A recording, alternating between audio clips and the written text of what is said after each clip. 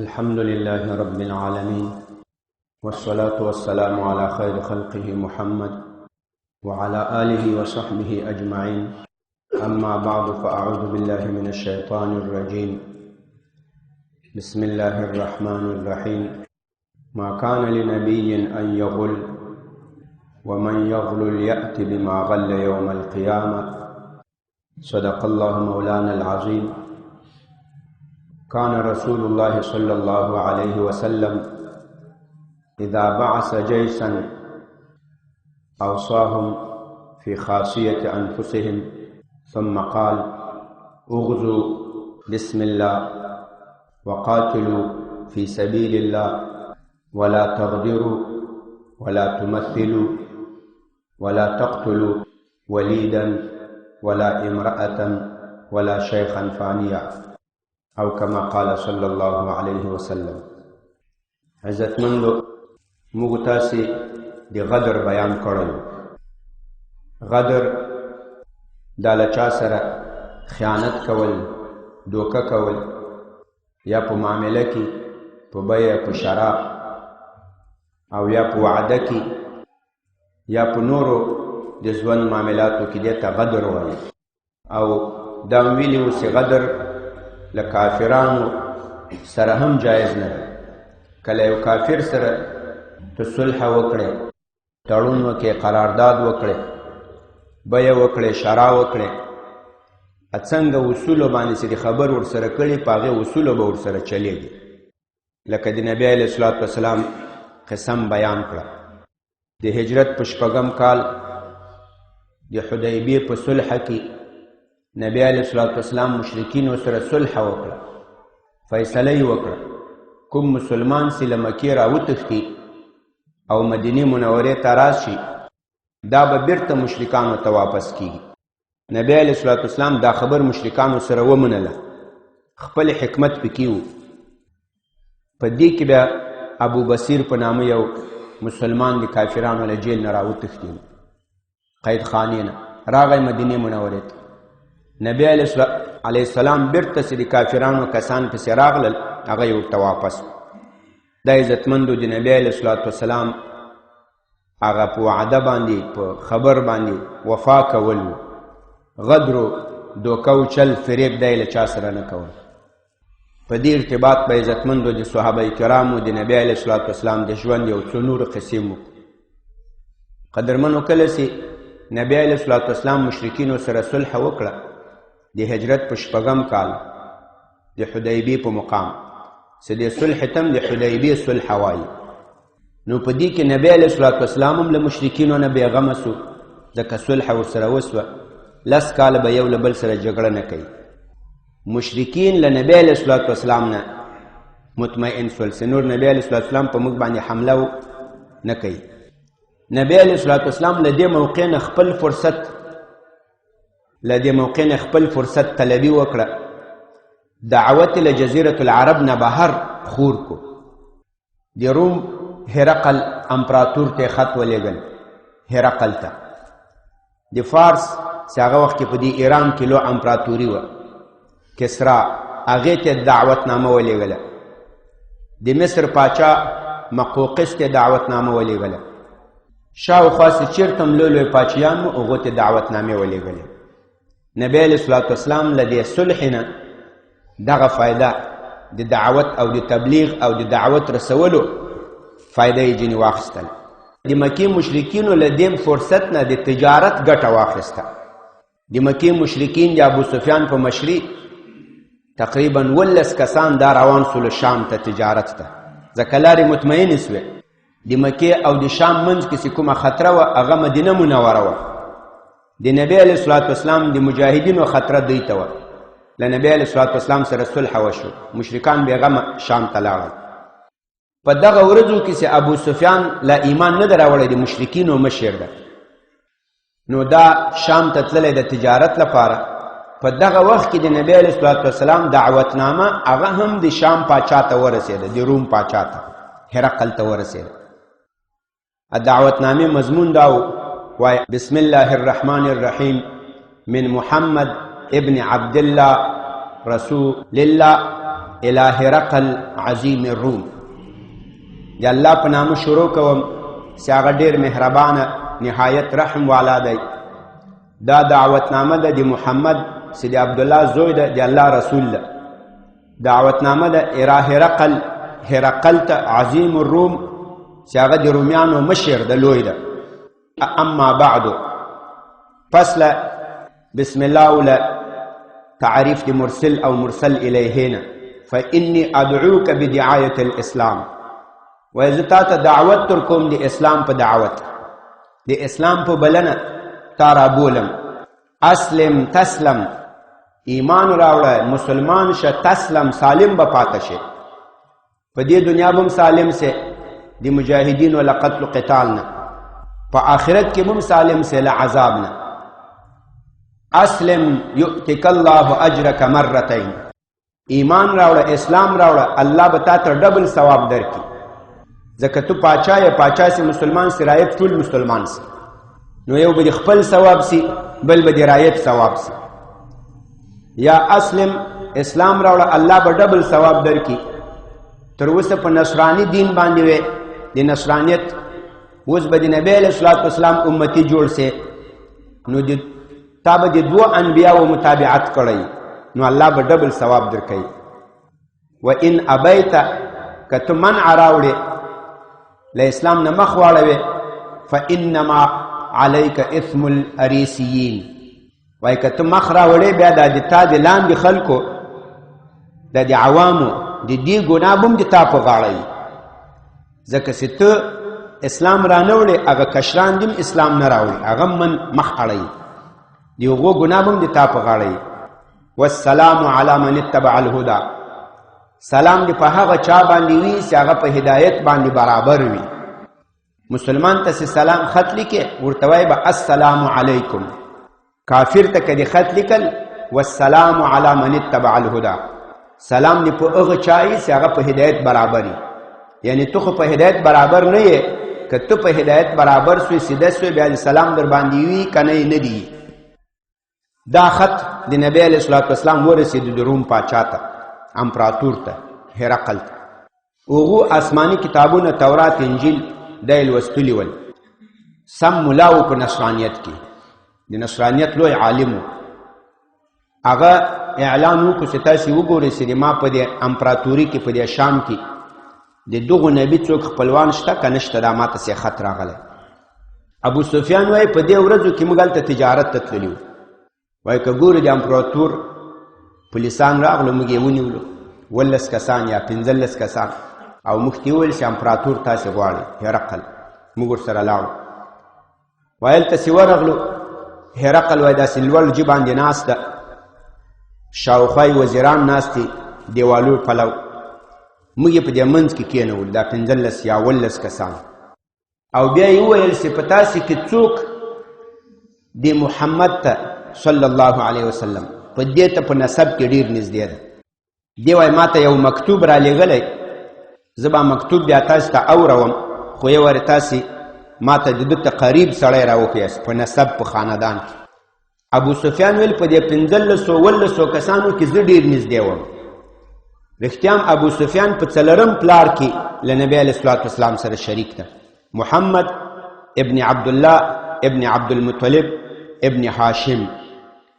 ابن عبد مناف، او التا ابو سفیان ابن حرب ابن امیہ ابن عبد الشمس ابن عبد مناف. په عبد مناف کې دواړه سره یو ځای کېږي. د عبد مناف یو زوی هاشم و چې هغه د نبی اسلام نیکه و، او بل زوی عبد الشمس و چې هغه د ابو سفیان نیکه و. نو په نیکه کې سره نږدې ول. دا ډېر نږدې نسب ده. وایي ما ورته زه ډېر نږدې یم. وایي زه یې مخې ته کېنولم، ادیمات 14 ملګري شاته کېنول. بیا یې وویل هغه 14 کسانو ته چې زه له دې سړي نه تپوسونه کوم، له دې ابو سفیان نه، د دغو سړي په شان کې چې ما ته چا خط راغلی د محمد صلی الله علیه وسلم. وایي ګورې یې 14 ته یې وویل که دې کس دروغ وویل تاسې به له شا ورته وایئ چې دروغ مه وایه. وایي دا طریقه یې وکړه. دا علما لیکي، وایي دا هرقل ډېر پوه هوښیار سړی و، خو دا ایمان و هدایت خو د الله له طرف نه وي. وای ته وګوره اول یې نبی علیه الصلاة والسلام ته په نسب کې هغه نږدې سړی انتخاب کو نو نږدې سړی خو څه وسورته یې چې د نبی اسلام نسب څنګه ده په نسب خو اعتراض نشي کولی چې دا ډېر بې کم اصل انسان ده دروغ نشي ویلی ولې که دروغ وایي خدای هم د هغو خاندان ده وایي یو دا کمال او بل که تاسې پام کړی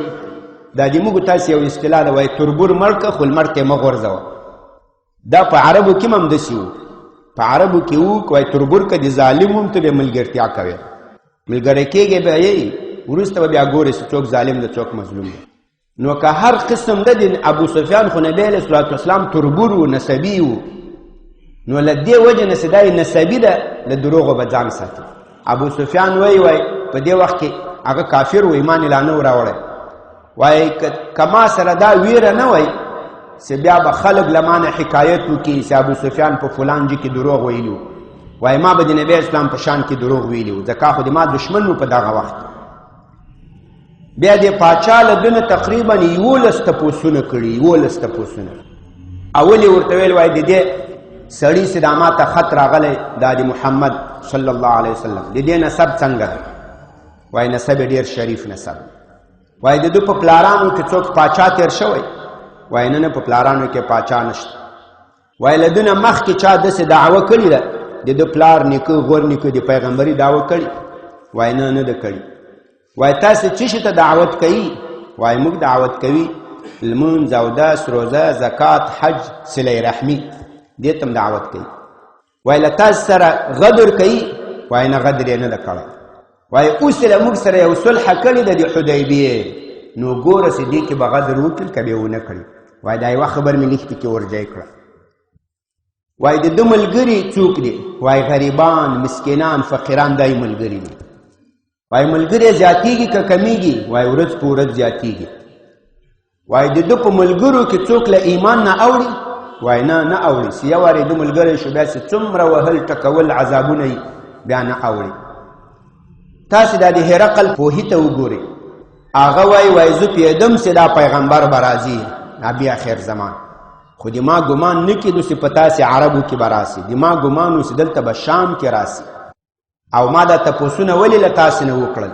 ما درته ویل نسب یې څنګه ده تا ویل شریف النسب ده وایي بلکل انبیا همداسې په شریف النسب کې راځي د هر سوال یو حکمت بیانوي ما درته ویل چې ده په خاندان کې پاچیان راغلي تا ویل نه بلکل که ده په پلارو په نیکي کې څوک پاچیان ول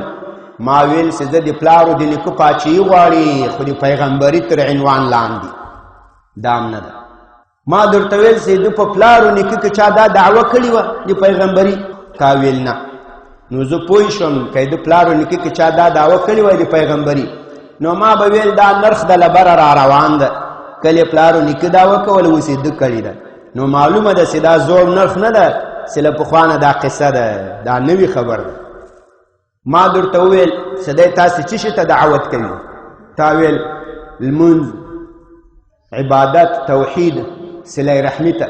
بلکل انبیا همدغو خبرو ته دعوت کوي ما درته ویل ملګري څوک دي تا ویل غریبان مسکینان وایي بلکل د انبیاو ملګري همدغه غریبان مسکینان بېچارهګان ملګری زیاتېږي که کمیږي تا ویل زیاتېږي وایي ایمان همداسې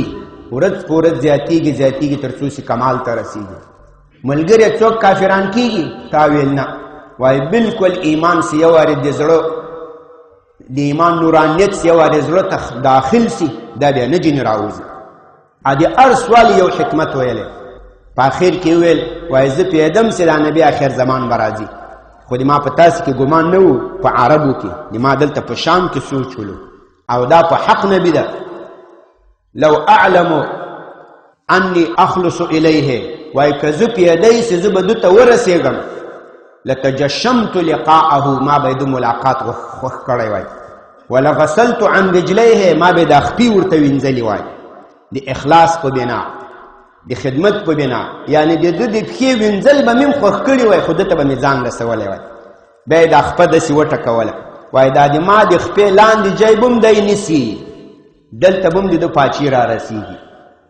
ځکه په مخکنیو کتابونو کې تورات و انجیل کې دا ټولې خبرې وې په دې کې دا شاوخوا وزیران چې ولو هغه یو وارې په جذبه کې سپورټ ته غورځار شو چې دا ته څه وایې له عربونه یو مکتوب راغلی د معلوم نه ده چې د چا ده ته د هغه دومره مدحه کوې شور ماشور یې جوړ کړو ده وایي امر وکړو چې دا عرب وباسئ له منځه دا ابو سفیانو ده وایي موږ چې وایستلو د بیرته هغه شاوخوا وزیرانو ته وویل چې دا مې هسې د تاسې جذبه معلوموله ما ویل چې دا عرب په منځ کې ناست دي نو چې تاسې داسې جذبه ظاهره کوي دا عرب به پوه سي چې دا رومیان څومره له رسول الله سره دشمني لري په معمولي خبرو په مدح د هغوی دوی دومره په جذبه کې سول نور زه بالکل دا مې هسې تاسې جذبه معلوموله زه د تاسې په دین یم له خپل دین نه اوښتی نه یم وایي هغو بیرته ده ته د تعظیم په خاطر باندې سجدې وکړې سرونه ورته ټیټ کړل دی چې په دې پوه سو چې وزیران مې مخالفت کوي پاچهي له لاسه لاړه ټوله خبرې بیرته الټه کړه چې دا خاصې ما د تاسې د جذبې معلومولو په خاطر د دې پیغمبر صفت وکړو نو عزتمندو غدر نه کول دوکه نه کول دا په نبی علیه الصلاة والسلام کې هغه صفت ته چې د ده دشمنانو دا صفت بیانول چې کله هرقل ابو سفیان ته وویل ابو سفیان په دغه وخت کې مشرک دی کافر دی نبی اسلام دشمن ده له نبی علیه الصلاة والسلام سره ډېرې جګړې کړي دي وای دا محمد له تاسو سره غدر کوي وای نه غدر نه کوي دوکه نه کوي نبی علیه الصلاة والسلام بله کافرو سره هم غدر نه کول عزتمندو د عمر رضی الله عنه یو واقعه ذکر کوي په هغه وخت کې په فارس کې لوی پاچهي وه د فارسیانو د کسرا په نامه د دې یو لوی پهلوان و هرمزان په نامه دا بسته د یو صوبې مشر و والي و ګورنر و د توستر په نامه یو صوبه وه د دې مشر و په دې باندې ډېر لوی جنګ وسو ډېر لوی مجاهدین پکې شهیدان سو براء ابن مالک د انس ابن مالک ورور و لوی پهلوان و دا هم د دې هرمزان له لاسه شهید سو په دې جګړه کې خو بالاخره دا توستر خاریه دا فتح سوه او په دې کې ډېر مجوس کسرا فوجونه دا بندیان سول دغه هرمزان هم پکې قیدي سو د دې دا مشر دا ګورنر دا هم قیدي سو رای وړ له فارس نه عمر رضی الله عنه ته راوړ عمر رضی الله عنه ته یې راوستل مدینې منورې ته هغو ته یې کېنول عمر رضی الله عنه ورته وایي خبرې کوه وایه که نه څه وایه د هرمزان ته ویل بندي ته ویل هغه ورته وایي د څنګه خبرې وکړم د ژوندي سړي خبرې وکړم که د مړه یعنې داسې خبرې وکړم چې زه سبا بل سبا ژوندی پاته کېږم او که داسې خبرې وکړم چې اوس ذاتي مړ کېږم کیسه مې ختمه ده څنګه خبرې وکړم وایلات ورته وایي تکلم فانک آمن وایي خبرې کوه تا ته امن و امان ده دا خبرې ورته په بل روایت کې راځي وایي تکلم بکلام حی وایي خبرې وکړه د ژوندي سړي خبرې وکړه ایسته هرمزان خبرې شروع کړې وایي ای عمره د دغه اسلام له دین نه مخکې تاسې عرب او موږ فارسیان موږ هم بې دینه و تاسې هم بې دینه واست نو الله موږ په تاسې مسلط کړي وو ځکه د موږ آلات او اسباب ډېر مضبوط ول تاسې د مال دولت اسبابو په حساب کمزوري واست موږ در باندې غالب وو په یو روایت کې راځي وایي موږ په تاسې غالب وو تاسې هم لکه سپي غوندې هم نه بللی وایي کله چې الله تاسې ته دا دین درکو وایي الله دې تاسې نصرت وکړو په موږ باندې غالب سوی سره له دې چې د موږ آلات او اسباب او مال او دولت په تاسې ډېر ده خو تاسې دین راونیو په موږ غالب سوی وایي عمر صاحب ورته ویل بندي سړی یې داسې خبرې کوي یعنی له عربو نه د سپي جوړ کړو وایي بوی زوی مړی کوي انس ابن مالک ورته وایي یا امیر المؤمنین ته نسې مړ کولی وایي ولې نسم مړ کولی بندي سړی ده که نه وایي تا په اول کې ورته وویل چې تکلم بکلام حی خبرې کوه د ژوندي سړي په خبرو باندې تا ده ته د ژوند ضمانت کړی ته دا مړ کولی نه شي عمر رضی الله عنه وویل وایي تا له ده چې رشوت اخیستی سې دا خبرې کوي وایي رشوت مې نه ده اخیستی بل چا ته مسله وکړه زبیر ابن عوام ته مسله وکړه هغه ورته ویل یا امیر المؤمنین امان دې ورکړو تا ده ته وویل چې د ژوندي سړي خبرې کوه یعنی په تا د مرګ خطره نشته کنه عمر صاحب خبره ومنله تسلیم سو هرمزان خوشی ولاړ مدینه منوره کې آزاد سو یو څو ځای چې لاړ بېرته راغی ایمان یې راوړ وایي یا امیر المؤمنین زه ایمان راوړم او اول مې ځکه نه راوړ هغه د مجبوریت ایمان و اوس د ما د رضایت ایمان ده بیا د عمر رضی مشاور و د عمر رضی په وخت کې چې دا څه فارس فتح سوی هغه د دغو هرمزان مشورې ولې عزتمندو مسله په غدر نه کولو کې په وعده باندې وفا کول وعده نه معمولي یو خبرې وکړه عمر رضی د خپلې خبرې په مطلب هم نه پوهېدو خو مطلب امان و امان یې ورکړو او تاسې عزتمندو صحابه و دې عدل و انصاف ته وګورئ د دې امان گواهی او د دې امان استدلال په دې امان سره ټینګ انس ابن مالک ټینګ او دغه هرمزان د انس ابن مالک ورور مرشد کړی و برا ابن مالک هغه د ورور د خپل ورور شهادت ته ونه کتل خدا د اسلام دین په خبره باندې وفا په عهد باندې وفا دې ته وکتل چې امان ورکړی شوی د نور ذاتي دا نسي چې نه اخیستل کېدی بیا هغه مسلمان سو عزتمندو قدرمنو د معاویه رضی په وخت یو واقع نقل کوي معاویه رضی وایي لوی فوج برابر کړی د مجاهدینو 50,000 شپېته 1 لک داسې فوج روان ده اوس په رومیانو باندې حمله کوي ترتیب څنګه ده اصلا معاویه رضی له رومیانو سره صلح کړې وه نو هغه صلح ته یو 5 ورځې پاته د نور صلح ختمیږي معاویه رضی دا ترتیب غوره کړو چې زه به فوجونه بوزم سرحد کې به جای په جای کم په بارډر باندې سبا ته چې د صلح نیټه پوره شوه د وعدې او د عهد نیټه پوره شوه بس حمله به پرې وکړم رومیان به خبر نه وي زه به پرې حمله وکړم نو فوج روان ده معاویه رضی ورسره ده یو سړی په آس باندې سور ده او نارې وږي وفاء لا غدر وفاء لا غدر وفا به کوو غدر به نه کوو معاویه رضی وایي دا څوک ته دلته راولې معاویه رضی خو امیر المؤمنین د خلیفة المسلمین ده اسې راوستل که ګورې هغه جلیل القدر صحابي ده عمرو بن عبسته معاویه صاحب ورته وایي ای عمره ته څه وایې وایي زه داسې وایم چې ته خو اوس فوج کشي کوې په بارډر په سرحد کې ځان په جای کوې چې صلح پوره شوه سبا به ته دې باندې حمله کوې دا طریقه نه ده ته به دا فوجونه بیرته خپل جي ته بوځې او رومیانو ته به حال ولېږي چې د ما او د تا صلح پوره کېږي 5 ورځې وروسته 10 ورځې وروسته خبردار زه له تا سره بیا صلح نه کوم ما له تا سره د جګړې اعلان ده چې هغه هم ځان جګړې ته تیار کړي ته به بیا ځان جګړې ته تیار کوې داسې به نه وي چې ته به ورځې په هغې باندې به پټ په پټه باندې حمله کوې هغه غریبان به په تمه کړي سبا به بیا صلح کېږي ته به سبا پې باندې حمله وکړې دا د نبی علیه الصلاة والسلام حدیث ته معاویه رضی امر وکړی ټول فوج راتاو کړي مجاهدینو ټول راتاو کړل هلته حال ولېږل رومیانو ته چې په راتلونکي کې چې د دغې صلح نیټه پوره شي نور زه تا سره صلح نه کوم بل جګړه به کوو چې تر څو هغه هم تیاری وکړي او تم تیاری وکړي اوس خو هغه ته خبر نه دي تا فوجونه پې روان کړي عزتمندو دارنګه انشاءالله نور د صحابه و د نبی علیه الصلاة والسلام د دې د ژوند په وفا باندې په عهد باندې وفا کول ډېرې قصې نقل دي قدرمنو الله تعالی دې موږ تاسو ته توفیق را نصیب کړي له چا سره هم دوکه مه کوئ له چا سره غدر مه کوئ دا ضرور نه ده چې ته له چا سره وعده وکړې وعده کول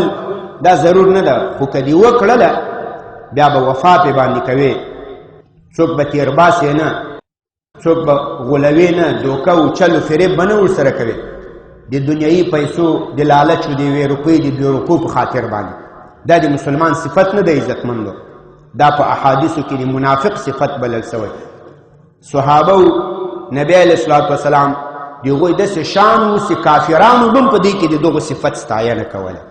هغوی په دې پوهېدل کافران چې دا پیغمبر علیه الصلاة والسلام صحابه دا له موږ سره غدر و دوکه نه کوي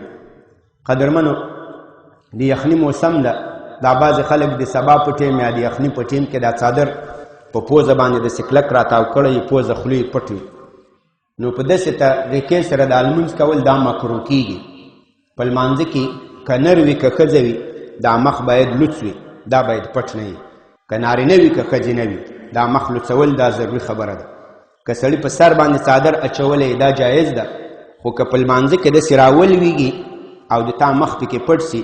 نو کوشش به کوي چې هغه په یو وار لرې کولو سره له مخه لرې کړي، مخ ځینې راوباسي او د یخني له وجې به پوزه او خوله دانه پټوي. البته که سړي د پوزې اپریشن کړی یا بله بیماري، ماهر حاذق مسلمان طبیب ورته ویلي چې ته دې دا پوزه بنده ساته، په تا باندې دا ګرد و غبار و یخ هوا دا بد لګېږي، هغه ته به بیا رخصت وي. خو چې روغ جوړ سړی وي د معمولي یخني په خاطر، په دې سره لمونځ مکروه کېږي. استغفر الله تعالی لکم وللمسلمین وصلی الله تعالی علی خیر خلقه محمد وعلى آله وصحبه اجمعین. یا الله دنیا او د آخرت سعادت هم نصیب کړي، د نیکو اعمالو توفیق هم نصیب کړي. یا الله له غدرو، له خیانت، له فریب، له دوکې، له نفاق، له شقاق، له بدو اخلاقو نه په خپل حفظ و امان کې وساتي. په حاضر مجلس باندې فضل و کرم وکړي، ظاهري باطني پټ ښکاره ټول ناروغۍ م یا الله راته روغ جوړ کړي، ګناهونه م راته معاف کړي، حسنات هم قبول و منظور کړي. دلته بعضې ملګري د دعاګانې غوښتلي، یو د موږ ملګری د بچیانې نسته دعا ورته وکړئ، الله تعالی د نیکان صالحان الیکان جنکۍ ورنصیب کړي. د چا چې بچیان یې الله تعالی دې ورته روغ جوړ کړي، د چا بچیان اطاعت نه کوي الله تعالی دې ورته مطیع تابعدار فرمانبردار وګرځوي. چا کاروبار کمزوری الله تعالی دې کاروبار کې خیر و برکت واچوي. یو بل ملګري م دعا غوښتلې، دعا ورته وکړئ الله تعالی دې په مال، په اولاد، په عمر کې خیر و برکت واچوي. ظالمان کافران دې الله تعالی تباہ برباد کړي. کوم چې اسلامي ملکونو کې شر و فساد غواړي، مسلمانانو منځ کې جدایي و بېلتون غواړي، یا الله ته دې په منځ کې جدایي و بېلتون واچوي، دا کافران تباہ و برباد کړي. وصلی الله تعالی علی خیر.